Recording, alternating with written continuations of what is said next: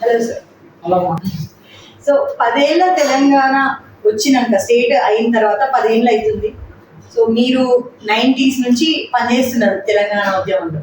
So 90s నుంచి మీరు చాలా చూసుంటారు, చాలా మంది చూసుంటారు. ఆర్ఎస్ఎస్ నుంచి ఆర్ఎస్సీ వరకు అందరు కలిసి వచ్చారనేది మనం చాలా గర్వంగా చెప్పుకుంటాం. సో ఇప్పుడు ఎట్లా ఉంది సార్? ఓకే, తెలంగాణ రాష్ట్రం ఏర్పడి రేపు జూన్ 2వ తారీఖు వస్తే 10 ఏళ్ళు పూర్తి అవుతుంది. ఇది ఒక దశాబ్ద కాలం ఒక రాష్ట్రానికి చాలా ఎక్కువ సమయం.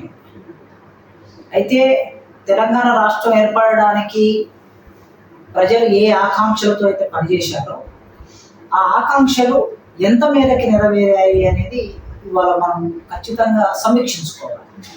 లేకపోతే ఏమవుతుందంటే ఒక ప్రయాణం ఎంత దూరం మనం ప్రయాణం చేసాం, ఇంకెంత దూరం ప్రయాణం చేయాలి, చేసిన ప్రయాణం ఎట్లా ఉంది, చేయబోయే ప్రయాణం ఎట్లా ఉండాలనే స్పష్టత మనకి ఏర్పడదు. మన మామూలు లిటరరీ పరిభాషలో విహంగ వీక్షణం అని అంటూ ఉంటాం, సింహాలోకనం అంటాం.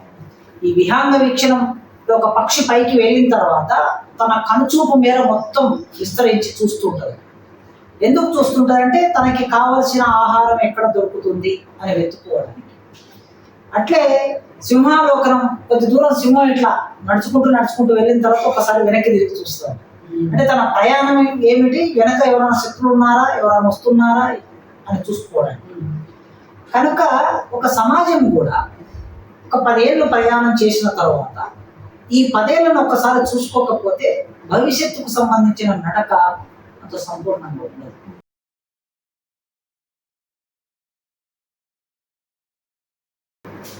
అట్లా చూసినప్పుడు తెలంగాణ రాష్ట్రం ఏర్పాటుకు 60 ఏళ్ళ ఉద్యమం, 1969లో ప్రారంభమైన ఉద్యమం, అది మనకు 2014లో ఆకాంక్ష నెరవేరింది.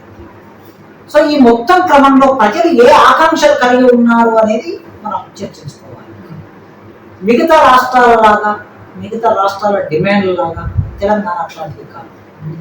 96లో జార్ఖండ్, ఛత్తీస్గఢ్, ఉత్తరాంచల్ రాష్ట్రాలు ఏర్పడ్డాయి. ఈ రాష్ట్రాలకు కొన్నిటికైతే అసలు రాష్ట్ర ఉద్యమానికి సంబంధించిన చరిత్ర లేదు, అక్కడ ఆకాంక్షలు లేదు. కానీ ఆనాటి అవసరాల మేరకి ఆనాటి ప్రభుత్వాలు రాష్ట్రం ఇచ్చేసారు. కానీ తెలంగాణ రాష్ట్రం అట్లాంటిది కాదు. ఈ తెలంగాణ రాష్ట్రం ఒక ప్రత్యేకమైన పర్స్పెక్టివ్తో హైదరాబాద్ స్టేట్ ఉండేది ఒకప్పుడు, ఇది ఒక సంస్థానం ఉండేది. దానికి మీర్ ఉస్మాన్ అలీ ఖాన్ అనే ఒక నిజాం పరిపాలించాడు. అయితే ఇది ఒక దేశంగా విలసిల్లినటువంటి ప్రాంతం కూడా నైజాం కాదు. ఇంకా మనం వెనక్కి వెళ్తే ఒక 200-300 సంవత్సరాల వెనక్కి వెళ్తే కాకతీయులు పరిపాలించిన కాలంలో కూడా ఒక స్వయం అస్తిత్వం కలిగినటువంటి ప్రాంతం. అట్లాంటి ప్రాంతం, దేశంగా విలసిల్లిన ప్రాంతం, ప్రత్యేక అస్తిత్వం ఉన్న ప్రాంతం కనుక ఈ సమాజంలో ప్రజల ఆకాంక్షలు, పౌర ఆకాంక్షలు భిన్నంగా ఉంటాయి. ఆ భిన్నమైన ఆకాంక్షలే తెలంగాణ రైతాంగ సాయుధ పోరాటం.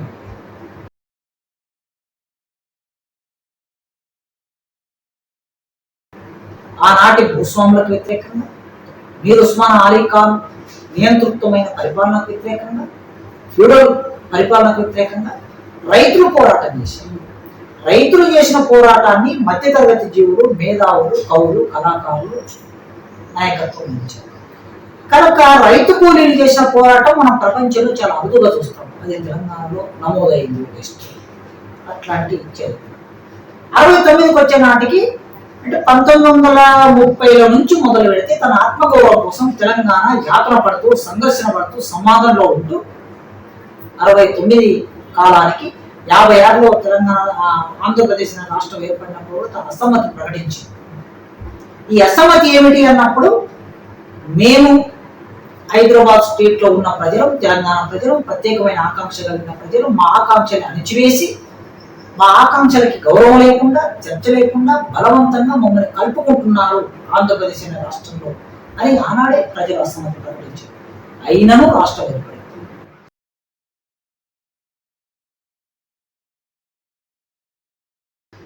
1956లో రాష్ట్రం ఏర్పడితే 69కి, అంటే 56కు 69కి జస్ట్ ఒక 10 సంవత్సరాలు, 12 సంవత్సరాల కాలంలో వెంటనే అసమ్మతి వచ్చింది.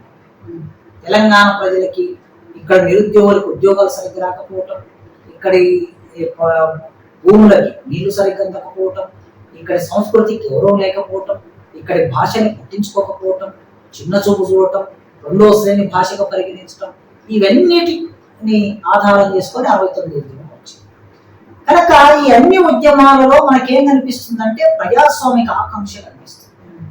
ప్రజలు తాము స్పష్టమైన ఒక ఎజెండాను కలిగి పోరాటాన్ని చేశారు. సరే, ఆనాటి ప్రభుత్వం 69 ఉద్యమాన్ని అణిచివేసింది. 370 మందికి పైగా చనిపోయారు. చనిపోయిన తర్వాత మళ్ళీ ఉద్యమం 90వ దశకు వచ్చేసరికి ప్రత్యేక తెలంగాణ ఉద్యమం ప్రారంభమైంది.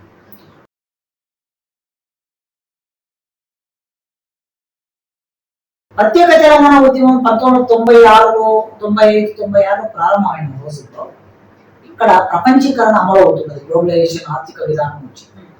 ప్రత్యేక తెలంగాణ అంటే కేవలం ప్రత్యేక తెలంగాణ రాష్ట్రం కావాలనే అభిప్రాయమే కాకుండా ఇక్కడ కవులు, రచయితలు, కళాకారులు, మేధావులు ఏం మాట్లాడారంటే ప్రపంచ బ్యాంకు నిర్దేశిత ఆర్థిక అభివృద్ధి నమూనాకు వ్యతిరేకంగా మాట్లాడారు. మేము తెలంగాణ అడుగుతున్నామంటే కేవలం తెలంగాణ కాదండి, ప్రత్యేక రాష్ట్రం కాదు, ఇక్కడ అమలవుతున్న ఆర్థిక అభివృద్ధి నమూనా పెట్టుబడిదారి ఆర్థిక అభివృద్ధి నమూనా, బహుళ జాతి ప్రజల ఆర్థిక అభివృద్ధి నమూనా, దానికి మేము వ్యతిరేకిస్తున్నాం. వ్యవసాయ రంగం విచ్ఛిన్నమైంది, పత్తి రైతులు ఆత్మహత్య చేసుకుంటున్నారు, నిరుద్యోగులకు ఉద్యోగాలు లేవు, ప్రభుత్వ రంగ పరిశ్రమలు మూతపడ్డాయి, సామాజిక సంక్షోభం ఏర్పడింది. అంటే విలువలు, విదేశీ కల్చర్ వచ్చి సమాజంని ఆవరించడం మూలంగా మనుషుల మధ్య ఉండే ఆత్మీయ సంబంధాలు కోల్పోయి ఆర్థిక సంబంధాలు ప్రధానమైపోయాయి అని ఇట్లాంటి ఒక చర్చను తెలంగాణ ఉద్యమం ముందుకు తీసుకొచ్చింది. ఈ నేపథ్యం నుంచి మనం తెలంగాణను చూస్తే 95లో మొదలై 2014లో రాష్ట్రం ఏర్పడిన నాటికి ఎంతో మంది త్యాగం చేశారు, కొన్ని వందల మంది త్యాగం చేశారు. ఆ త్యాగ ఫలితంగా రాష్ట్రం ఏర్పడింది.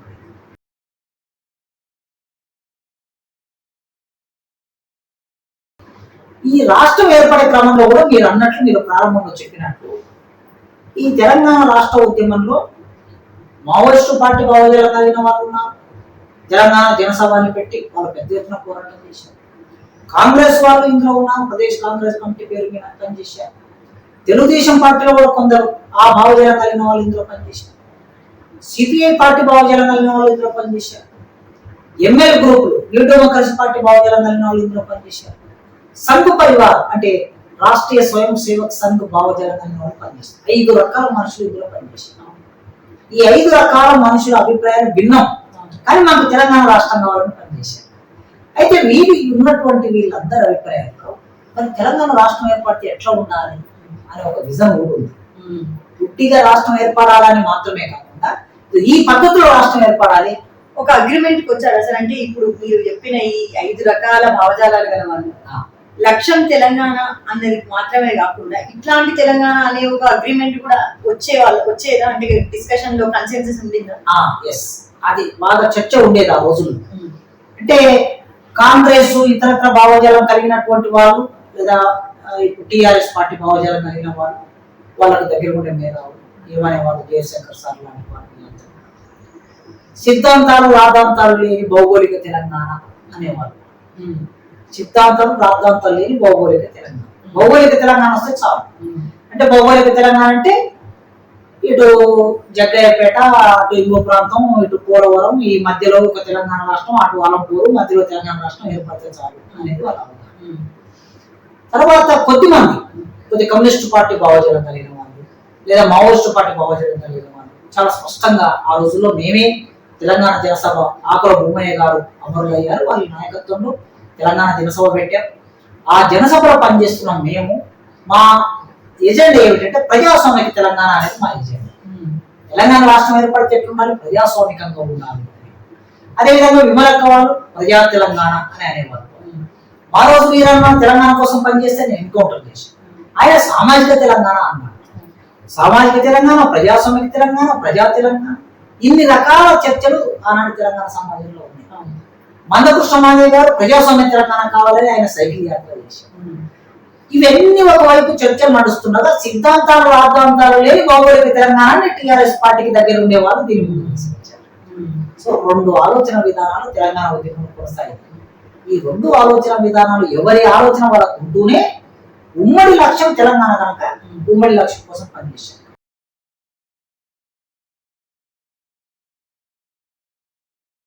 రాష్ట్రం ఏర్పడిన తర్వాత ప్రజాస్వామిక తెలంగాణ అనే అభిప్రాయం, ప్రజా తెలంగాణ, సామాజిక తెలంగాణ అనే అభిప్రాయం కలిగిన వాళ్ళు రాష్ట్రం ఏర్పడినాక కూడా వాళ్ళ అభిప్రాయాన్ని ఏమి దాచుకోలేదు, స్పష్టంగా ప్రకటించారు. సామాజిక న్యాయం మీ మంత్రి మండలిలో ఉందా, సామాజిక న్యాయం మహిళలకు స్థానం ఉందా, లేకపోతే ఎమ్మెల్యే సీట్లలో స్థానం ఉందా, కార్పొరేషన్ సీట్లలో స్థానం ఉందా, సామాజిక న్యాయం అంటే విద్య అందరికి సమానంగా అందాలి, సామాన్యమైనటువంటి విద్యను తీసుకొచ్చారా మీరు, లేకపోతే వైద్యం అందరికి అందాలి, వైద్యం అందరికి ప్రజలకు అందుబాటులోకి తెచ్చారా, పరిపాలన అందుబాటులోకి తెచ్చారా, సభలు పెట్టుకునే అవకాశం ఉండాలి. ప్రజాస్వామ్యం అంటే వాక్ సభ స్వాతంత్రం, ఆర్టికల్ 19, ఆర్టికల్ 20, 21 చెప్తున్నారు. ఈ అవకాశం తెలంగాణలో లేదు. గ్రామాల్లో పిల్లల్ని ఎన్కౌంటర్ల పేరునే తీసుకెళ్లి చంపుతున్నారు. చట్టబద్ధ పరిపాలన లేదు. పోలవరం అంటే ఆనాడు 170 యాక్ట్ ఏదైతే ఉన్నదో ఆదివాసుల రక్షణ కోసం ఉన్న చట్టాన్ని అతిక్రమిస్తున్నారు. మైదాన ప్రాంతంలో ఉన్న వాళ్ళు వెళ్ళి అడవుల్లో ఉన్న భూములను ఆక్రమిస్తున్నారు. బొగ్గు గనులు ఏవైతే ఉన్నాయో బొగ్గు గనుల్లో ఉన్నటువంటి కార్మికులు ఏవైతే ఉన్నారో వాళ్ళకి ఓపెన్ క్యాస్ట్ వచ్చేసి వాళ్ళ జీవితాలు ధ్వంసం చేస్తున్నది. ఇన్ని రకాలుగా తెలంగాణ సమాజం ధ్వంసం అవుతున్నది. మరి తెలంగాణ రాష్ట్రం ఏర్పడినాక మీరు వీటన్నిటికీ ఏ ఆన్సర్ చేస్తారు అనే ప్రశ్న తెలంగాణ రాష్ట్రంలో కూడా నేను పెట్టాను.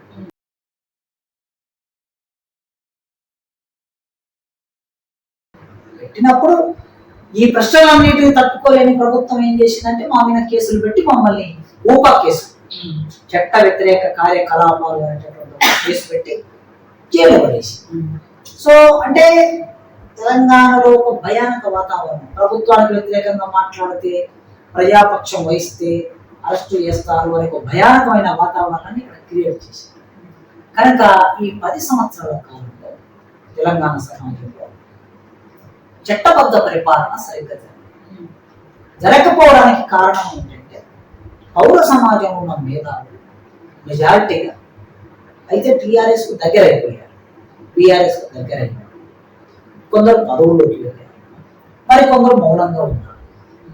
కొందరే మాట్లాడేసరికి 1-2 గొంతులు మాట్లాడేసరికి ఆ 1-2 గొంతుల్ని మూసేయడం ప్రభుత్వానికి సులభమైంది. కనుక కేసీఆర్ గారు నియంతృత్వంగా పరిపాలించడం ఇప్పుడు మాట్లాడుతున్నారు.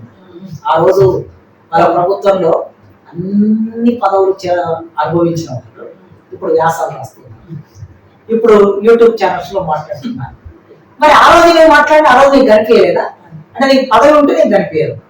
కనుక నియంతృత్వం అనేది ఒక మనిషి నీ చుట్టూ ఎవరు మాట్లాడకుండా అందరూ మౌనంగా ఉంటే అతను చేస్తున్నది నిజం అనుకున్నాడు. నిజం అనుకొని అదే పద్ధతిలో వెళ్ళాడు. పౌర సమాజం ఒత్తిడి ఉంటే ఎక్కువ మంది మాట్లాడి ఉంటే ఎంత పెద్దవాళ్ళైనా ఎంత నియంతృత్వవాదైనా సరి చేసుకునే అవకాశం ఉంటుంది. కనుక కేసీఆర్ అట్లా మారడానికి కారణం ఆయన చుట్టూ ఉన్నటువంటి ఒక టీమే కారణము అనేది నా భావం. అందుకే ఆనాడు ప్రజాస్వామ్యం సరిగ్గా వర్ధిల్లలేదు కనుకనే ప్రజలు ఒక ఉక్కపోతకు గురయ్యారు. ఈ 10 సంవత్సరాల కాలంలో ఉక్కపోతకు గురయ్యారు. ఆ ఉక్కపోత మొన్నటి ఎన్నికల్లో మనం చూసాం. సరే అత్యవసర మెజార్టీతో కాంగ్రెస్ పార్టీ అధికారంలోకి వచ్చింది. ప్రతిపక్షంలో బీఆర్ఎస్. ప్రతిపక్షం అధికార పక్షం సరిగ్గా నిర్వర్తిస్తే నెరవేరని ప్రజాస్వామిక ఆకాంక్షలు ఉన్నాయి తెలంగాణ రాష్ట్రం ఏర్పడితే. ఆ నెరవేరని ప్రజాస్వామిక ఆకాంక్షలు ఎప్పుడైనా నెరవేరాలని మనం కోరుకుంటున్నాం.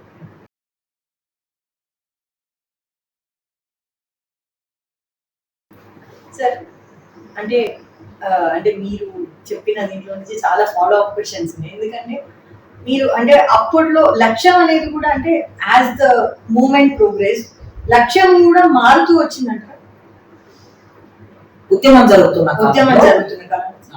ఉద్యమం జరిగేటప్పుడు ఎప్పటికప్పుడు రాజకీయ పరిణామాలు చాలా వేగంగా జరుగుతుంది. రాజకీయ నాయకులు అలా సడన్ గా తమ పదవులకు రాజీనామా చేసేవారు. రాజీనామా చేసి తెలంగాణ ఇవ్వటం లేదు కనుక మేము రాజీనామా చేస్తున్నాం, ఉప ఎన్నికలకు వెళ్దాం అని మళ్ళీ ఉప ఎన్నికలు జరుగుతుంది. ఆ ఉప ఎన్నికల చుట్టూ ప్రజల్ని ర్యాలీ చేసేవారు. అనివార్యంగా అందరూ అరే ఇప్పుడు తెలంగాణ కోసం వీళ్ళు పోటీ చేస్తున్నారు కదా, వీళ్ళని గెలిపించకపోతే తెలంగాణ అస్తిత్వం అయింది.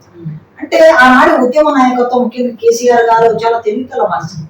తన నెసెసిటీని మొత్తం సమాజ నెసెసిటీగా మార్చారు.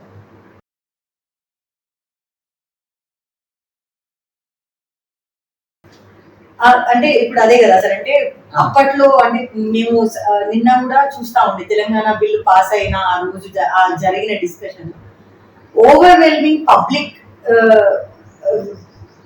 Public wish. సో ఓవర్వెల్మింగ్ గా ప్రజల నుంచి ఈ యొక్క కోరిక వస్తుంది కాబట్టి తెలంగాణ అనే స్టేట్ ఫామ్ అవుతుంది అనేది అందరూ ఒప్పుకున్నారు. అప్పుడు ప్రతి రాజకీయ పార్టీ ఒప్పుకున్నది, ప్రజా సంఘాలు అందరూ కలిసి ఈ మాటే చెప్పారు. కానీ తెలంగాణ వచ్చిన తర్వాత ఏమైపోయిందంటే ఎవరు తెచ్చిళ్ళు అనే దాని మీద నేనంటే ఒక గొడవ మొదలైంది. సో ప్రజల ఆకాంక్ష అనేది పక్కకు పోయింది మొత్తానికి. సో ఇక్కడనే అదే ఇప్పుడు ప్రధాన సమస్య ఏమిటంటే ప్రతి ఒక్కరు ప్రకటిత మేధావులు, ప్రకటిత ఉద్యమ నాయకులు బయలుదేరారు. త్యాగాలు చేసిన వాళ్ళు నిజంగా ఎక్కడున్నారో తెలియదు. ఇది ఒక పెద్ద ప్రజా ఉద్యమంగా నడిచింది. వ్యక్తిగతంగా ఎవరికి క్రెడిట్ దక్కడానికి కూడా వీల్లేదు. 95లో మలిదేశ తెలంగాణ ఉద్యమాన్ని మనం అనుకుంటే 95లో ఆనాడు ఇంద్రారెడ్డి మెల్లెగా రాజకీయ నాయకుడు ఒక చిన్న పార్టీ పెట్టి దానికి మేనిఫెస్టో పెట్టి ఒక హల్చల్ క్రియేట్ చేశారు. సరే కొద్ది కాలంలోనే ఆయన యాక్సిడెంట్లో చనిపోయారు. చనిపోయిన తర్వాత సేమ్ అదే టైంలో దేశంలో 3 రాష్ట్రాలు ప్రకటించారు కనుక తెలంగాణ ప్రజలకు కూడా ఆకాంక్ష ముందుకు వచ్చింది. జయశంకర్ గారు, కేశవరావు జాదవ్ గారు, ఆకుల భూమయ్య గారు ఇట్లా పెద్ద వాళ్ళందరూ కూడా ముందుకు వచ్చి ఆ చర్చలు లేవదీశారు. చర్చలు లేవదీసే క్రమంలో భువనగిరి డిక్లరేషన్ జరిగింది 97లో, 98లో, 97 డిసెంబర్లో వరంగల్ డిక్లరేషన్ వచ్చింది. వీటన్నిటి కూడా ప్రజల నాయకత్వం వహించారు. ఈ ప్రజల నాయకత్వం వహించినటువంటి కాలంలో రాజకీయ పార్టీలు ఏం తెలియదు, మేధావులే. జయశంకర్ గారు అన్ని రకాల మనుషులందరూ విద్యాసంఘాలు ఏర్పాటు, మాలాంటి వాళ్ళ విద్యాసంఘాలు ఏర్పాటు చేసుకున్నారు. ఇట్లా జరుగుతూ ఉన్నప్పుడు తెలంగాణలో ఏదో ఒక చలనం మొదలైంది. ఈ చలనం రాజకీయంగా మనకు ఉపయోగపడుతుంది కావచ్చు అని అనుకున్న వాళ్ళు రాజకీయ పార్టీ పెట్టుకున్నారు. రాజకీయ పార్టీ పెట్టుకున్నంత మాత్రాన ఈ ముందు జరిగిన పూర్వరంగ చరిత్ర అంతా వాళ్ళ వశం కాదు కదా. ఎవరు ఎప్పుడు ఉద్యమంలోకి వచ్చారో అప్పటి నుంచే వాళ్ళ చరిత్ర మొదలవుతుంది. అంతకు ముందు చరిత్ర వాళ్ళ ఖాతాలోకి వెళ్ళదు.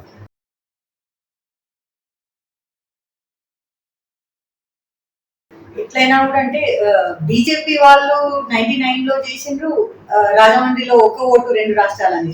కాంగ్రెస్ వాళ్ళు కూడా 40 మంది ఎమ్మెల్యేలు సంతకాలు పెట్టి పంపించడము అప్పట్లో సోనియా గాంధీకి అనేది కూడా అప్పుడు జరిగింది. అదేంటంటే టిఆర్ఎస్ పార్టీ ఫామ్ కాకముందే పబ్లిక్ విష్ అనేది ఉంది కాబట్టి ఈ పొలిటికల్ పార్టీలు కూడా మూవ్ అయినాయి. ఎగ్జాక్ట్లీ. ఆనాడు బీజేపీ పార్టీ చేసిన తీర్మానమైనా, కాంగ్రెస్ తీర్మానమైనా ఈ ముందు జరిగిన పూర్వరంగం ఏదైతుందో ఇది వారి మీద ప్రభావం వేసింది. ఈ మొత్తం చలనం ని ఓట్ల రాజకీయంగా ఉపయోగించుకోవడం కోసం ఒక పార్టీ అవసరం వచ్చింది. ఆ పార్టీని వాళ్ళు పెట్టుకున్నారు. పార్టీ పెట్టుకున్నంత మాత్రాన మొత్తం తెలంగాణ సమాజం ఆ పార్టీతో లేదు. ఆ పార్టీతో లేదు కనుకనే ప్రజా ఉద్యమం పేరు మీదనే ఎక్కువగా జరిగింది. గద్దర్ నాయకత్వంలో, ఆకుల భూమయ్య గారి నాయకత్వంలో, విమలక్క నాయకత్వంలో, కేశవరావు జాదవ్ గారి నాయకత్వంలో రకరకాల మనుషులు రకరకాల సందర్భాల్లో అనేక సమూహాలు, సంస్థలు పెట్టుకుని ఉద్యమం చేశారు. ఈ అన్ని రకాల ఉద్యమాల ఫలితమే మనకి 2009 నుంచి 13 వరకు జరిగిన ఒక క్రమం ఉంది కదా, తీవ్రమైన ఉద్యమం. ఆ తీవ్రమైన ఉద్యమంలో మిలియన్ మార్చ్ జరిగింది, వంట వార్పు జరిగింది, సహాయ నిరాకరణ జరిగింది, రోడ్ల దిగ్బంధం జరిగింది, రైళ్లు నడవనివ్వలేదు, కేంద్ర రాష్ట్ర ప్రభుత్వాల ఆఫీసులు నడవనివ్వలేదు. ఇదంతా ఎవరి నాయకత్వం జరిగింది? ప్రజల నాయకత్వం జరిగింది. ఒక్కరు నాయకుడు అని చెప్పడానికి లేదు ఇక్కడ. ఒక గ్రామం ఉంటే గ్రామంలో వాలంటరీగా వాళ్ళు వచ్చి ఉద్యమం చేశారు, రోడ్డు దిగ్బంధం చేసేసారు. ఒక హైదరాబాద్ పట్టణం ఉంటే హైదరాబాద్ పట్టణంలో ఎవరికి వాళ్ళగా ఒక పిలిపిస్తే ట్యాంక్ బండ్ నిండిపోయి మొత్తం హైదరాబాద్ దిగ్బంధం చేసేసారు. కనుక ఉద్యోగులైనా, విద్యార్థులైనా, మధ్యతరగతి వాళ్ళైనా, పేద ప్రజలైనా, కూలీలైనా, రైతులైనా వాలంటరీగా పనిచేశారు. కనుక ఉద్యమం అంత విస్తృతమై పార్లమెంటు అనివార్యంగా నిజంగా కాంగ్రెస్ పార్టీ ఆంధ్ర వాళ్ళ చేతుల్లో ఉంది. ఎక్కువ మెజార్టీ వాళ్ళు ఉన్నారు, డబ్బు కూడా వాళ్ళకు ఉన్నది, ఏమైనా చేయొచ్చు. కేంద్రాన్ని కూడా కొనగలిగిన కెపాసిటీ ఉంది వాళ్ళకి. లగడపాటి రాజగోపాల్ లాంటి వాళ్ళు, రాయప్రాటి సాంబశివరావు లాంటి వాళ్ళు పెద్ద పెద్ద పెట్టుబడిదారులు. అయినా కూడా ఈ పెట్టుబడిదారుల మాట వినకుండా కేంద్ర ప్రభుత్వం పార్లమెంట్ లో బిల్లు పెట్టిందంటే ఈ ప్రజల ఒత్తిడి. దాదాపు 1300 మంది బిడ్డలాగా రాలిపోయారు తెలంగాణ సమాజం. సామూహిక హననం చేసుకున్నారు, ఎవరికి వాళ్ళు ఆత్మహననం చేసుకున్నారు, చనిపోయారు. ఈ మొత్తం ఒత్తిడి ప్రభావంతో బిల్లు పెట్టారు, తెలంగాణ రాష్ట్రం వచ్చింది. వచ్చిన తర్వాత మరి దీన్ని క్రెడిట్ ఎవరు తీసుకోవాలి? ఇది ప్రజలకు.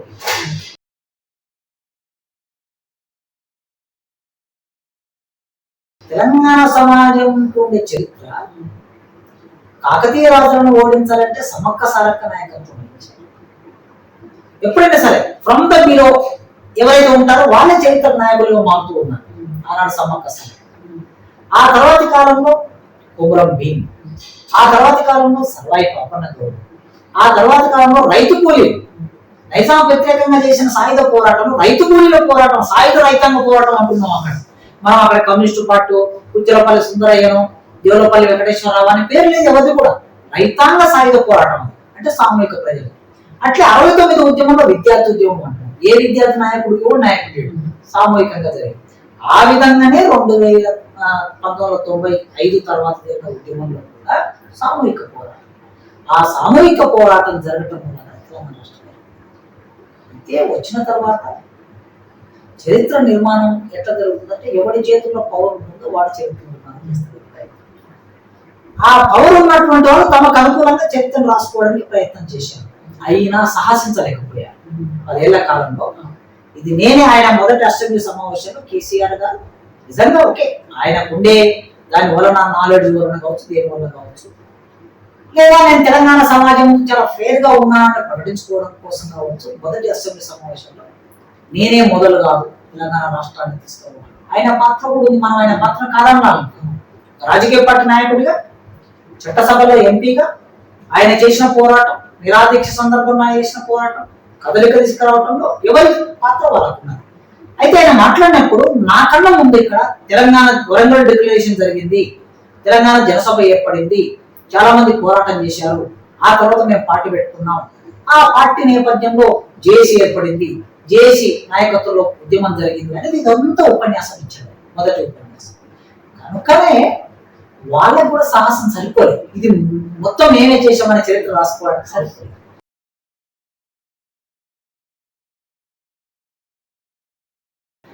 అయితే సార్ అంటే పవర్ లోకి వచ్చిన తర్వాత ఇప్పుడు మనం చూసినాం అనుకోండి, మీరు అందరు కలిసి పనిచేసినప్పుడు రకరకాల వర్గాల వాళ్ళు, రాజకీయ నాయకులు అందరు ఒక స్టేజ్ మీద కూర్చొని కానీ ఒక కార్యాచరణ చేస్తున్నప్పుడు కానీ అందరు కలిసి ప్రతి ఒపీనియన్స్ డిస్కషన్ జరిగి ఉండొచ్చు.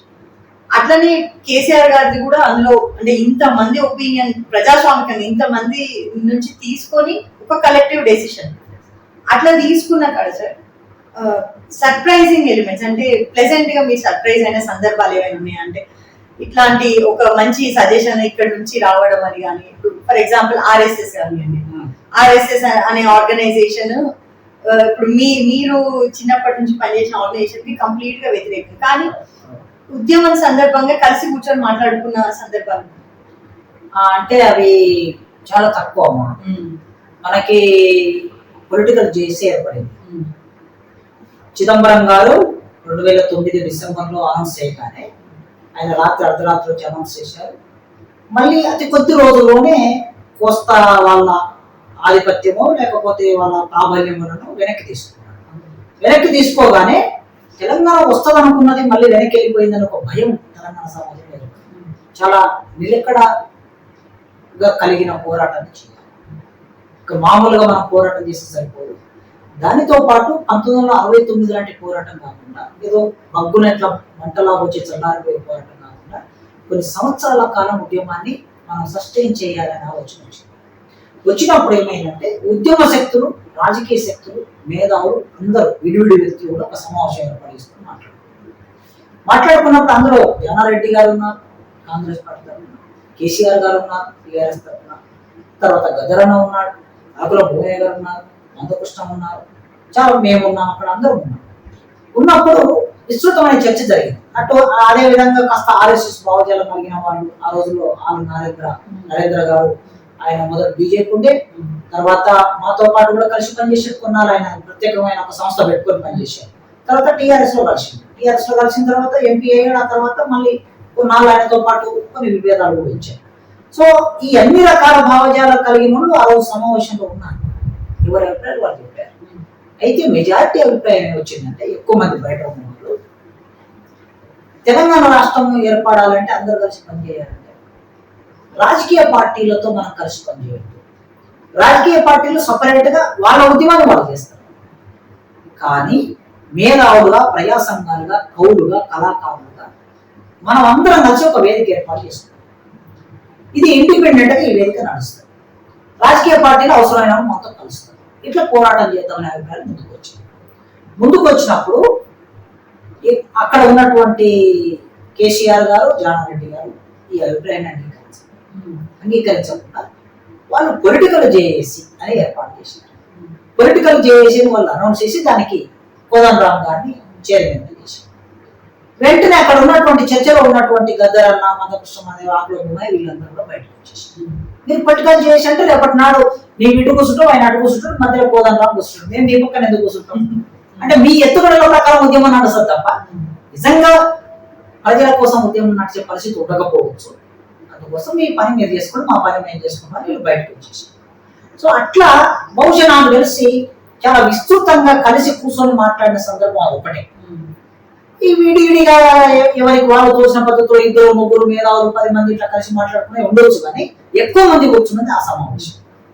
సక్సెస్ కాలేదు. తర్వాత ఎవరి పద్ధతిలో పనిచేసుకుంటూ వచ్చిన తర్వాత అందరి లక్ష్యం తెలంగాణ కనుక ఎవరెవరి అభిప్రాయాలు వాళ్ళకు ఉన్నా కూడా వాటిని మనసులో పెట్టుకొని తెలంగాణ కోసం పనిచేస్తారు.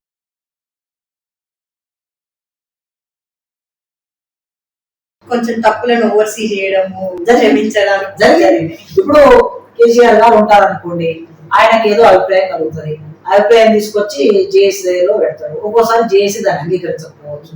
జేఏసీ అంగీకరించినప్పుడు మిగతా సమాజం అంగీకరించకపోవచ్చు. ఉద్యోగులు ఉన్నారు, ఉద్యోగులు జేఏసీలో భాగం. జేఏసీలో భాగంలో ఉద్యోగులు వచ్చి ఇక్కడ ఉద్యోగులు మిగతా ఉద్యోగులకు ఆ నాయకులు వచ్చి చెప్తే మిగతా ఉద్యోగులు అతను అంగీకరించాలని లేదు. అట్లాంటి సందర్భంలో చాలా వచ్చాయి. ఉదాహరణకి ఇప్పుడు విద్యార్థి జేఏసీ ఏర్పడింది, పెడమర్తి రవి దానికి నాయకులు ఉన్నారు. విద్యార్థి జేఏసీలో పెడమర్తి రవి, రాజారాం దానికి నాయకులు ఉన్నప్పుడు అక్కడ కేసీఆర్ ఒక నిర్ణయం చేస్తే విద్యార్థులు ఇండిపెండెంట్ ఉద్యమం నడిపారు. నిజానికి కేసీఆర్ చేసే ఏ నిర్ణయంతో కూడా విద్యార్థులు అంగీకరించారు. ఈ స్వతంత్ర ప్రతిపత్తి కలిగిన విద్యార్థి ఉద్యమం నడవటం మూలంగా కూడా ఉస్మానియా యూనివర్సిటీ వేదిక అయింది. దానికి ప్రతి నాయకుడు కూడా ఉస్మానియా యూనివర్సిటీకి వచ్చి ఇక్కడ నుంచి మాట్లాడాలి, తెలంగాణ సమాజాన్ని అడ్రస్ చేయాలి అన్నంత కోరిక ఉండేది ఆ రోజు. అట్లా సమాంతరమైన ఉద్యమాన్ని నడపడం మూలంగా కూడా కేసీఆర్ గారికి ఉస్మానియా విశ్వవిద్యాలయం మీద కోపం కూడా ఉండిందేమో అని ఒక కొంత చర్చలు కూడా నడిచాయి. సో అట్లా ఆనాటి ఉద్యమంలో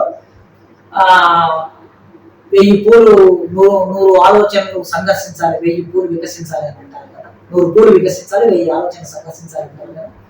అట్లా తెలంగాణ ఉద్యమంలో బహుశా అది సాధ్యమైంది.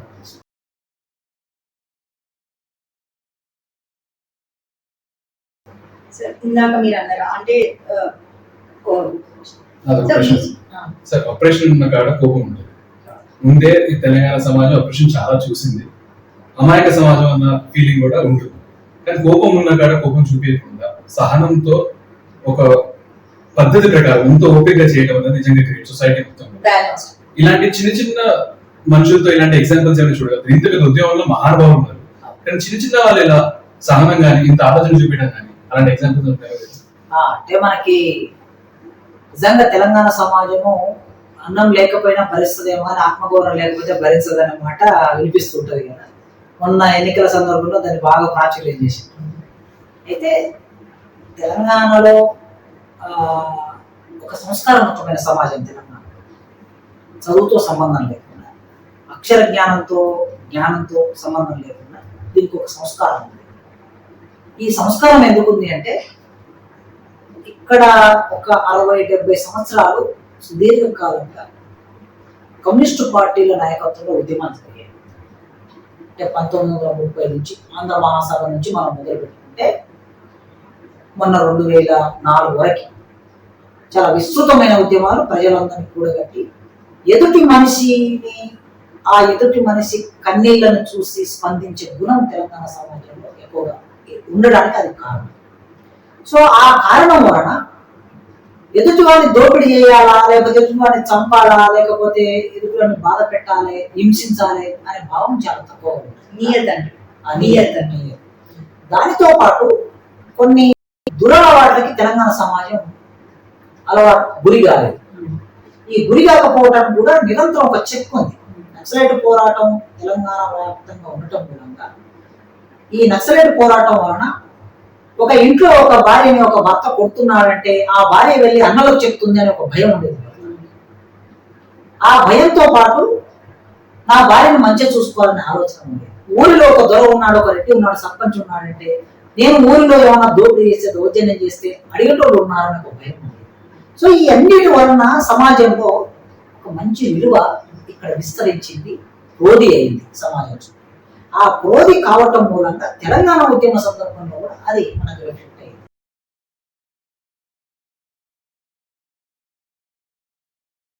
సామాన్య ప్రజలు కూడా ఒకవేళ నిజంగా టాలరెన్స్ తప్పితే దాదాపు ఒక 80% గ్రామాల్లో ఆంధ్ర వాళ్ళు ఉంటారు తెలంగాణ. మనం కరీంనగర్, వరంగల్, నిజామాబాద్ పోతే గుంటూరు పల్లెలోనే ఉంటాయి, పేరుతోనే ఉంటాయి ఆదిలాబాద్ ప్రాంతంలో. కానీ ఏ పల్లెల్లో ఏ ఆంధ్ర వాళ్ళ మీద తాడు? ఉస్మానియా చుట్టూ ఆంధ్ర వాళ్ళు ఉంటారు, సెంట్రల్ చుట్టూ ఉంటారు, తెలంగాణ హైదరాబాద్ చుట్టూ హైదరాబాద్ నిండా వాళ్ళే ఉంటారు. ఏ ఒక్క కంపెనీ మీద కానీ, ఏ ఒక్క ఉద్యోగి మీద కానీ, సహ ఉద్యోగి మీద కానీ అంటే ఒక విజన్ ఏముండేది, ఆంధ్ర ప్రజలు మాకు శత్రువులు కాదు అనే ఒక స్పష్ట విశాలమైన దృక్పథం తెలంగాణ సమాజం. బతకడానికి వచ్చింది, కాలేజీ చెప్పాడు కదా, బతకడానికి వచ్చినటువంటి వాళ్ళు ఎవరు మన శత్రువులు కాదు. పాపం వాళ్ళు ఇక్కడికి వచ్చారు. ఆ గోరటి వెంకన్న పాట రాశాడు కదా, ఇద్దరం విడిపోతే భూమి బద్దలవుతుందా, ఇండియా పాకిస్తాన్ వల్ల ఇనుప కంచెబడుతుందా, రావచ్చు పోవచ్చు రొయ్యలమ్ముకోవచ్చు, నీ ఇడ్లీ బండి అడ్డజాగా నీవే నిలుపుకోవచ్చు అని రాశాడు. ఇడ్లీ బండి అడ్డజాగా ఉన్నటువంటి వాళ్ళమైనా, రొయ్యలు అమ్ముకునే వాళ్ళమైనా మన కోపంగా, మన కోపం ఎవరైనా తెలంగాణని తమ చేతుల్లోకి తీసుకొని ఎవరైతే పీల్చి పిప్పి చేశారో వాళ్ళని కోపం. ఆ కోపం కూడా వాళ్ళనేదో వాళ్ళు నాశనం కావాలనో వాళ్ళు చనిపోవాలనో కాదు మన కోపం, మన స్వయం అధికారం మనకు కావాలన్న.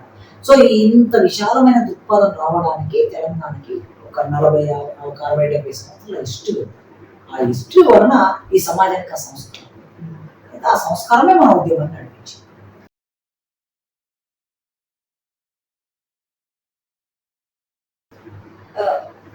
సార్ ప్రతి గ్రేట్ రెవల్యూషన్ ఒక చిన్న సోషల్ మార్పు తెస్తుంది అన్నది హిస్టరీలో చదువుకున్నది.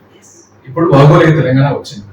ఆబ్వియస్లీ సొసైటీ లెవెల్లో ఈక్వాలిటీ రావడానికి తెలంగాణ ఇంకా చాలా ఉద్యమం మిగిలి ఉంది. కానీ ఇప్పుడు స్తబ్ద అయిపోయింది అని ఒక ఫీలింగ్ వస్తుంది. దాని గురించి మీరేమంటారు? నిజమే,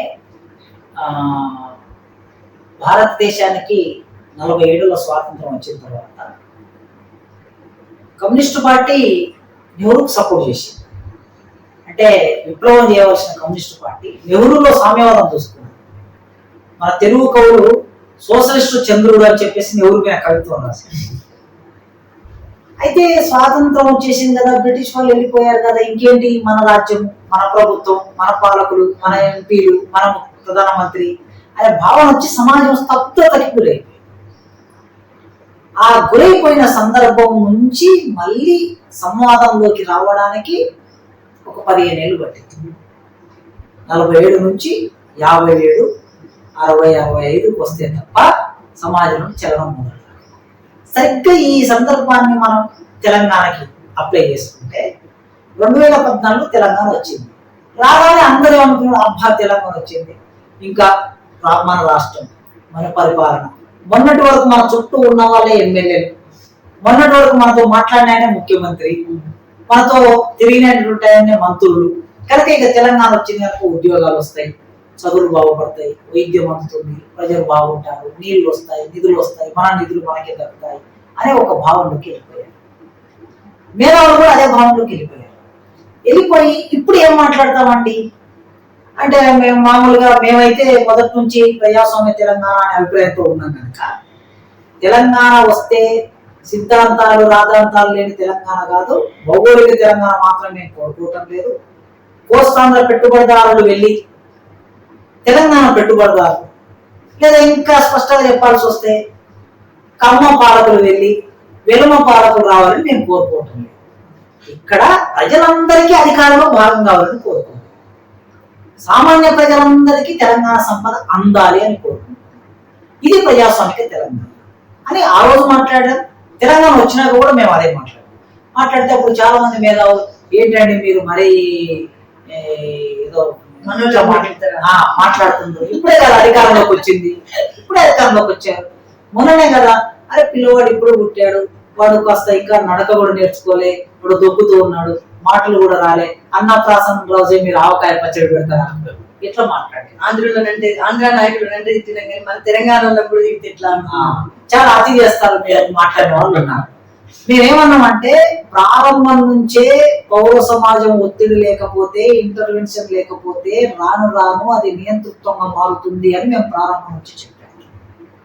చివరికి 6 నెలలు చూశారు, ఏడాది చూశారు, 3 ఏళ్ళు చూశారు, 4 ఏళ్ళు అయినాక ప్రభుత్వం రద్దు చేసి ఎన్నికలకు పోయినాయి. ఏమైనా నెక్స్ట్ అధికారంలోకి వచ్చింది. నెక్స్ట్ అధికారంలోకి వచ్చిన తర్వాత ఎవరికి దగ్గర లేకుండా ఆయన పరిపాలన కొనసాగించాడు. ఇప్పుడు ఎవరితో మాట్లాడతారు? అప్పుడు అర్థమైంది వీళ్ళకు 4 ఏళ్ల తర్వాత నియంత అయిపోయాడని. అంటే 4 ఏళ్ల తర్వాత నియంత అయిపోతాడు అనే విషయం గ్రహించలేనంత బుద్ధిమాంద్యంతో ఉన్నారా తెలంగాణ మీద? కాదు కదా.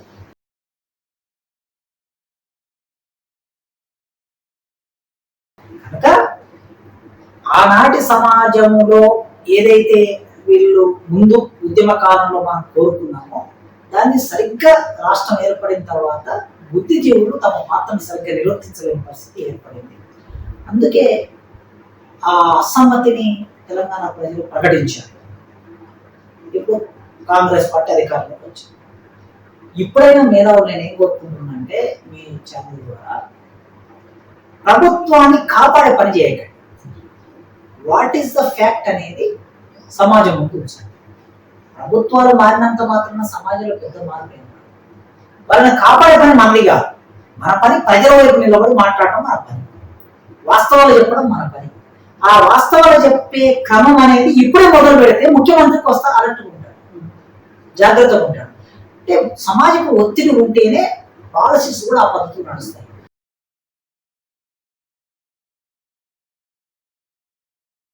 మీకు కొద్దిగా నేను హిస్టరీ గుర్తు చేస్తాను. మనకి 1970ల తర్వాత మన చట్టాల్లో గణనీయమైన మార్పు వచ్చింది. కేంద్ర రాష్ట్ర ప్రభుత్వ చట్టాల్లో చాలా పెద్ద మార్పు వచ్చింది. కారణం ఏంటంటే 67లో నక్సలైట్ మూవ్మెంట్ స్టార్ట్ అయిన తర్వాత ముఖ్యంగా మన తెలుగు సమాజం ఆ మార్పులకి బాగా గురైపోయింది. 70ల నుంచి 2004 వరకు అసెంబ్లీలో ఏ చట్టం చేయాలన్నా కూడా ముఖ్యమంత్రులు, మంత్రులు, ఎమ్మెల్యేలు 1-2 సార్లు ఆలోచించేవారు. ఇక్కడ కమ్యూనిస్టు పార్టీ సిపిఐ సిపిఎం వాళ్ళు 30 మంది 40 మంది ఎమ్మెల్యేలు ఉండేవాళ్ళు అసెంబ్లీలో. ఏదైనా చట్టం వస్తే ఇమీడియట్ గా వాళ్ళు లేచి మాట్లాడతారు, తమ అసమ్మతిని ప్రకటిస్తారు, ప్రజల్లోకి వెళ్తారు, పోరాటం చేస్తారని. అదేవిధంగా మనం గ్రామాల్లోకి వెళ్ళాలంటే, ప్రజల దగ్గరికి వెళ్ళాలంటే అక్కడ నక్సలైట్ దళాలు ఉంటాయి. మనం తప్పు చేస్తే వాళ్ళు అడుగుతారు, తప్పు చేస్తే ఇంకో ఎక్స్ట్రీమ్ స్టేజ్ కూడా వెళ్తారు. వాళ్ళని భయం ఉండేది ముఖ్యమంత్రులకు కూడా. ఈ భయం వలన ఒక 30 సంవత్సరాలు తెలంగాణ మొత్తం ఆంధ్రప్రదేశ్ అనే ఈ తెలుగు మీద ఒక పద్ధతి ప్రకారం నడిచింది.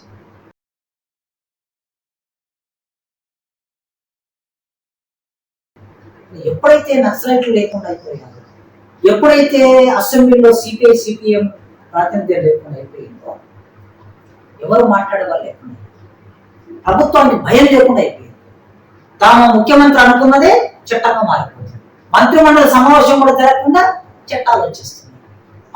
అసెంబ్లీలో చర్చ లేకుండా చట్టాలు వచ్చేస్తున్నాయి. ఈ పరిస్థితి రావటం అనేది మనం 10 ఏళ్ళలో చూసాం కనుక, 10-15 ఏళ్ళలో చూసాం. అంటే ముందు రాజశేఖర రెడ్డి కాలంలో కూడా మనం ఇది చూసాం.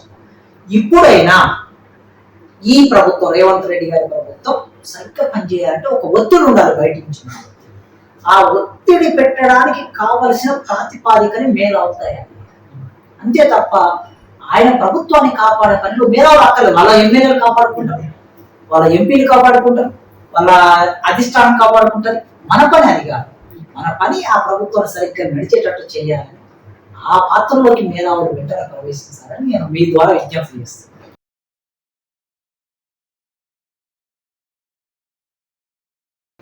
సార్, లాస్ట్ బట్ ఫస్ట్ అడగాల్సిన క్వశ్చన్ ఇది. మీరు అంటే ఉద్యమంలోకి తెలంగాణ జనసభ అంటే మీకు ఎక్కడ పరిచయం ఏర్పడింది తెలంగాణ మూవ్మెంట్ తోటి? అమ్మ, నేను నిజాం కాలేజీలో డిగ్రీలో జాయిన్ అయిన కాలంలో సరిగ్గా 95 నేను డిగ్రీలో చేరాను ఇక్కడ. అప్పుడు చాలా పెద్ద ఎత్తున మేధో చర్చలు జరుగుతూ ఉండేవి. ఇప్పుడు లేవు మన సమాజంలో. మేము స్టూడెంట్స్ గా వెళ్ళి press club, Basheerbagh press club, Nizam college ఇట్లా రోడ్డు దాటి అవతల ప్రెస్ క్లబ్. ఆ ప్రెస్ క్లబ్ వెళ్ళకపోతే మాకు కాలేజ్ హాస్టల్. మధ్యాహ్నం వరకు క్లాసులు వినాలి, అక్కడ భోజనం చేయాలి, మధ్యాహ్నం తర్వాత ఇక్కడ వచ్చి సభలో కూర్చోవాలి. ఎంత బొజ్జతారకం గారు, కత్తి పద్మారావు గారు, కంచేలయ్య గారు, ఎంటి ఖాన్ గారు, కన్నబిరాన్ గారు, పుత్తూరు వెంకటేశ్వరరావు గారు, పెద్ద పెద్ద లెజెండరీ వరవరరావు గారు, గద్దరు, ఇట్లాంటి శివసాగర్ అప్పుడే పీపుల్స్ వార్ పార్టీ నుంచి బయటకు వచ్చిన శివసాగర్, వీళ్ళందరూ వాళ్ళు మాట్లాడుతుంటే ఒక్కొక్క ఒక గ్రంథాలయం మాట్లాడుతున్నట్లు ఉండేది మాకు. సో మా ఆలోచన విధానం అంతా అట్లా రూపొంది. దానికి తోడు మళ్ళీ నిజాం కాలేజ్ గ్రౌండ్స్ అనేది పబ్లిక్ మెట్లకి పెద్ద వేదిక. ఎవరెవరో సీతారాం యేచూరి, బద్దను, పెద్ద పెద్ద వాళ్ళు వచ్చి కమ్యూనిస్ట్ పార్టీలు ర్యాలీ చేసి సభలు జరుగుతూ ఉండేది. ఇటు జనాట్య మండలి సభలు, పీపుల్స్ వార్ పార్టీ సభలు, మందకృష్ణ సభలు, దళిత మహాసభ సభలు, ఇట్లాంటి ఒక వాతావరణంలో మేము పెరిగాం. సరిగ్గా అప్పుడే ఈ రాష్ట్రాల చర్చ ముందుకు వచ్చినప్పుడు ఒకరోజు మా పొలిటికల్ సైన్స్ క్లాస్ జరుగుతుంది. ఈ క్లాస్ జరుగుతున్నప్పుడు ప్రొఫెసర్ కృష్ణారెడ్డి గారు చనిపోయారు. ఆయన నా టీచర్, ఆయన గ్రేట్ టీచర్. ఆయన పొలిటికల్ థాట్ పేపర్ చెప్పేవాడు. క్లాస్ రూమ్ లో చర్చ జరుగుతున్నప్పుడు ఒక ఆయన వేసి, ఏంటి సార్ ఇది, మనమంతా తెలుగు ప్రజలు మనమందరం ఒకటిగా ఉండాలి, చిన్న రాష్ట్రాలు ఏంది, తెలంగాణ ఏంది, ప్రత్యేక రాష్ట్రం ఏంది, ఇది కరెక్ట్ కాదు కదా చర్చ మొదలుపెట్టాం. ఆ చర్చ అట్లా మొదలై 12 గంటలకు మొదలైంది, 1 గంట అయింది, 2 అయింది, 3 అయింది, 4 గంటల వరకు ఎవరు ఆనందంగా చర్చ చేస్తున్నాం. అంటే క్లాస్ రూమ్ వాతావరణం ఎంత సారవంతంగా ఉండేది అనడం కోసం చెప్తున్నాను. ఈనాడు జనరేషన్ లో అసలు క్లాస్కి రమ్మంటే పిల్లలు క్లాస్కి వచ్చే పరిస్థితి లేదు. సరే పంతులు కూడా క్లాసులు సరిగ్గా చెప్పట్లేదు, అది కూడా రెండో వైపు నుంచి చూస్తాను. అట్లా జరిగినప్పుడు అసలు కమ్యూనిస్ట్ పార్టీలు ఈ విషయంలో ఎట్లా వైఖరి తీసుకుంటాయి అనేది నెక్స్ట్ డే ఆ చర్చ అక్కడితో ఆపాడు ఆయన. ఆపి రెండో రోజు ఏం చేశారంటే, కమ్యూనిస్ట్ పార్టీలు ఏం చేస్తాయి, తెలంగాణ రాష్ట్రం అనేది అంటే కార్మికుల మధ్య విభజన తీసుకొస్తుంది కదా, ప్రత్యేక రాష్ట్ర డిమాండ్. ఆంధ్రలో కార్మికులు ఉంటారు, తెలంగాణలో కార్మికులు ఉంటారు. వాళ్ళకైనా వీళ్ళకైనా కమ్యూనిస్ట్ పార్టీ నాయకత్వం వహించాలి, ఈ డిమాండ్ సపోర్ట్ చేయొద్దు అనే ఒక చర్చ రెండో రోజు మొదలైంది. కొంత సిపిఎం సపోర్ట్, సిపిఎం సపోర్ట్ ఉన్నవాళ్ళు. అప్పుడు నేను విద్యార్థి ఉద్యమంలోకి వస్తున్నప్పుడు క్రియాశీలకంగా వస్తూ ఉన్నాను. రాడికల్ స్టూడెంట్ మూవ్మెంట్ లో ఉండేవాడు.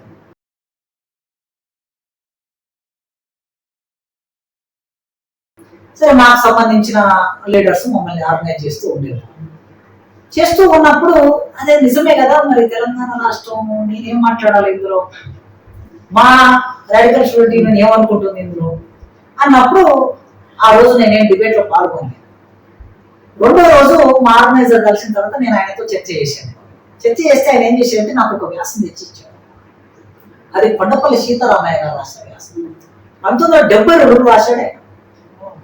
రాష్ట్ర విభజనోద్యమం మార్క్సిజం అనే హెడ్డింగ్. రాష్ట్ర విభజనోద్యమం మార్క్సిజం అనే ఆ వ్యాసం చదివిన తర్వాత అసలు నా ఆలోచన విధానం అంతా మారిపోయింది. అప్పటి వరకు నేను కూడా తెలంగాణ వ్యతిరేకంగా ఉన్నాను. అవును కదా, మన కమ్యూనిస్టులో ప్రపంచ కార్మికులారా ఏకంగానే అట్టం కదా, మనం తెలంగాణ ప్రత్యేక రాష్ట్రానికి మనం సపోర్ట్ చేయడం ఏంది అనే అభిప్రాయం ఉంది. ఆ వ్యాసం చదివాక ఏం చెప్పాడంటే, మీకు సింపుల్ గా చెప్తాను నేను. ఆయన ఒక మాట అన్నాడు, ఆనాడు అన్ని కమ్యూనిస్టు పార్టీలు ప్రత్యేక రాష్ట్రాన్ని వ్యతిరేకించారు. సిపిఐ, సిపిఎం, తరిమెల్ల నాగిరెడ్డి, చంద్ర పుల్లారెడ్డి, పైలా వాసుదేవరావు, అన్ని గ్రూపులు వ్యతిరేకించారు. సపోర్ట్ చేసింది కొండపల్లి సీతారామయ్య గారు ఒక్కరే తెలంగాణకు సపోర్ట్ చేశాడు.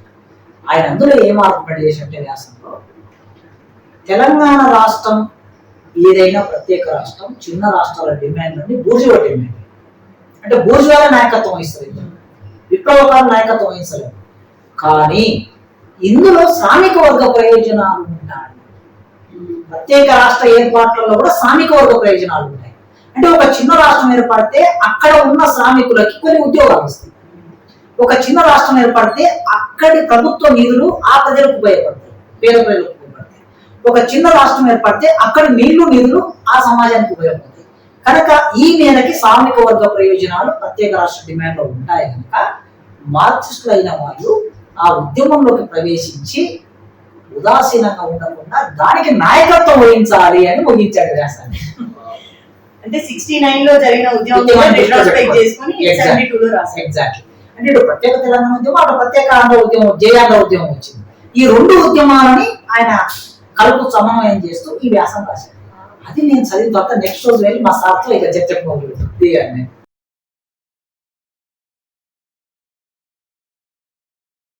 సో మీరు అంటే 20 ఏళ్ళు ఉండొచ్చు అప్పుడు, అంతే అట్లాంటప్పుడు అంటే ఒక రోజు మీరు మీ ఒపీనియన్ ని ఆపుకున్నారు, మీ ఆర్గనైజేషన్ గురించి అంటే మీ సిద్ధాంతం గురించి కూడా ఆలోచించారు. అంటే అంత మెచార్ థింకింగ్ అనేది మెచార్ అనుకోవాలా, లేకపోతే ఒక ఆర్గనైజేషన్ ఇన్ఫ్లుయెన్స్ లో ఉండడం అనుకోవాలా?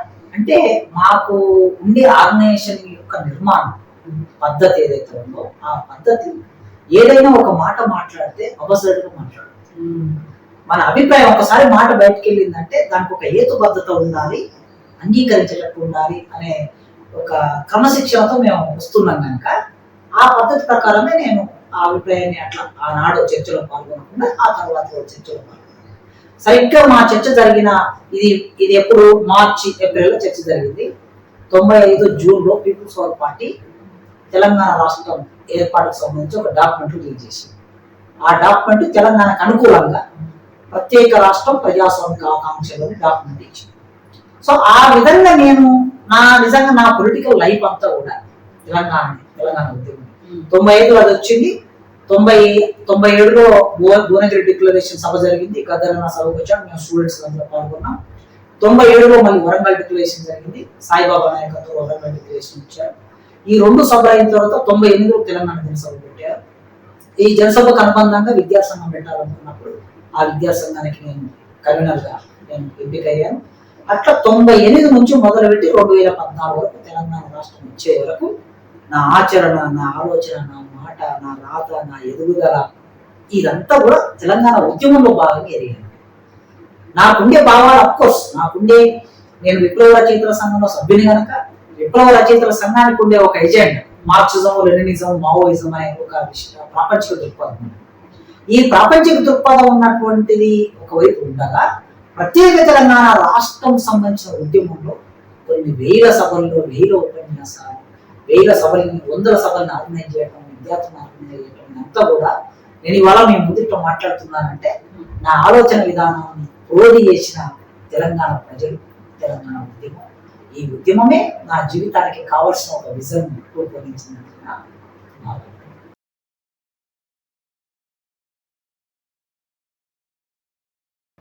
If you have to, I mean, you already answered.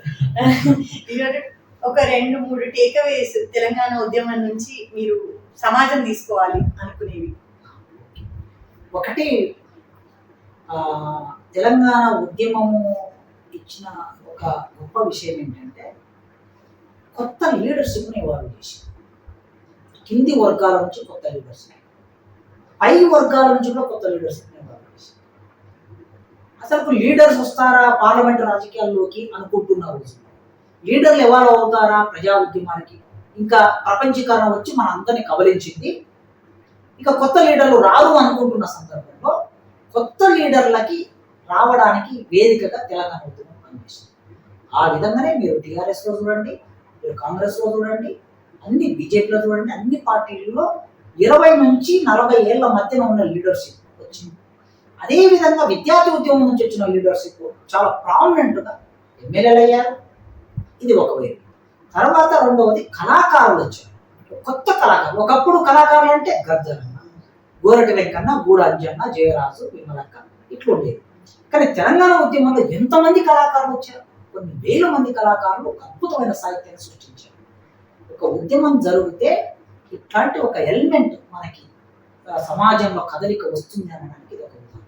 మీరు అదే ఆంధ్ర ప్రాంతంలో చూడండి, లీడర్షిప్ లేదా కొరత ఉంది. సంస్కారవంతమైన చర్చ జరిగే పరిస్థితి లేదు అసలు. మాట మాట్లాడితే అకారంతో లకారంతో వాళ్ళు మాట్లాడుకునే పరిస్థితి ఇప్పటికి ఇంకా తెలంగాణ సమాజంలోకి అది రాలేదు. ఎంతో కొత్త. నేను అప్పీల్ చేస్తున్న కేసీఆర్ గారికి, రేవంత్ రెడ్డి గారికి, ఇద్దరు లీడర్లు కనుక మీరు ఇప్పటివరకు ఏమేమి మాట్లాడుతున్నారో అనవసరం, మీరు వదిలేయండి వాటిని. ఇప్పుడు తెలంగాణకు ఉండే ఒక లెజిటిమసీని మీరు కాపాడాలి. ముఖ్యమంత్రిగా, ప్రతిపక్ష నాయకుడిగా మీరు మాట్లాడే ప్రతి మాట సమాజం మీద ప్రభావం పడుతుంది, యూత్ మీద ప్రభావం. కనుక తెలంగాణ ఉద్యమం ఆ ఒక్క అంశ లీడర్షిప్ని ఇక్కడ ఎవాల్వ్ చేసింది. మీరు ఇతర రాష్ట్రాలకు ఎక్కడ పోయినా కూడా యూత్ లీడర్షిప్ లేదు, పెద్ద కొరత ఉంది. తెలంగాణ సమాజానికి ఇంకొక 30 ఏళ్ళు యూత్ లీడర్షిప్ ఉంటుంది, సజీవంగా ఉంటుంది. అదొక. రెండవది, ఈ తెలంగాణ సమాజంలో ఏదైనా సరే సామూహికంగా ప్రజలు కొట్లాడితే దేనినైనా సాధించగలరు. 60 ఏళ్ళ పోరాటం ఇవ్వలేని ఫలితాలు ఒక 10 ఏళ్ల పోరాటం ఇచ్చింది. ఆ 10 ఏళ్ల పోరాటం ఇవ్వడానికి గ్రాస్ రూట్ లో ఉన్న ప్రజలు కదిలితేనే సాధ్యమైంది. ఎవరో ఒకరిద్దరు రాజకీయ నాయకులు అనుకుంటే కాదు ఇది అనే ఒక నమ్మకాన్ని, అంటే కొట్లాడితే దేన్నైనా సాధించగలము అనే ఒక నమ్మకాన్ని తెలంగాణ ఉద్యమం ఇచ్చింది. ఇక మూడవది ఏంటంటే ఒక కొత్త మేధో వర్గాన్ని క్రియేట్ చేసింది. తెలంగాణ సమాజంలో ఉన్న మీరు ఏ చిన్న వ్యక్తిని తీసుకొని మీరు టీవీ డిస్కషన్స్లో చూస్తూ ఉంటాం మనం, ఎవరైనా సరే గంటకు తక్కువ మాట్లాడారు. మనం ఒక్కొక్కసారి వేదికలో 10 మందిని ఎక్కిస్తే 2 నిమిషాలు మాట్లాడంటే అరగంట మాట్లాడేస్తారు. వేరే ప్రాంతంలో భయపడతారు మాట్లాడడానికి. అంటే చదువుతున్నారు, అంటే చదువు ఇంకా చదవరు పిల్లలు అని అనుకున్న స్థితిలో నుంచి రాయగలిగే రచయితల్ని, మాట్లాడగలిగే మేధావుల్ని చదివే ఒక అలవాటు తెలంగాణ సమాజంలో ఈ ఉద్యమం క్రియేట్ చేస్తుంది. కనుక చదువు అనేది అల్టిమేట్గా ఎప్పుడైనా ఏ సమాజానైనా సరే ఆ సమాజం సంస్కారం ఎక్కడ వ్యక్తమవుతుంది అంటే ఆ సమాజం చేసే అధ్యయనాన్ని బట్టి దాని సంస్కారం నిలబడుతుందని నేను భావిస్తాను, ఖండించాను. అంటే ఈ 3 ప్లస్ పాయింట్లను తెలంగాణ ఉద్యమంలో మనం concept. Right sir, thank you so much sir. Telangana movement గురించి ఐ మీన్ మీతోటి ఇట్లా కూర్చొని మాట్లాడడమే నాకు ఎక్సైటింగ్ ఉంది. I'm star stuck in. Thank you so much sir. Okay.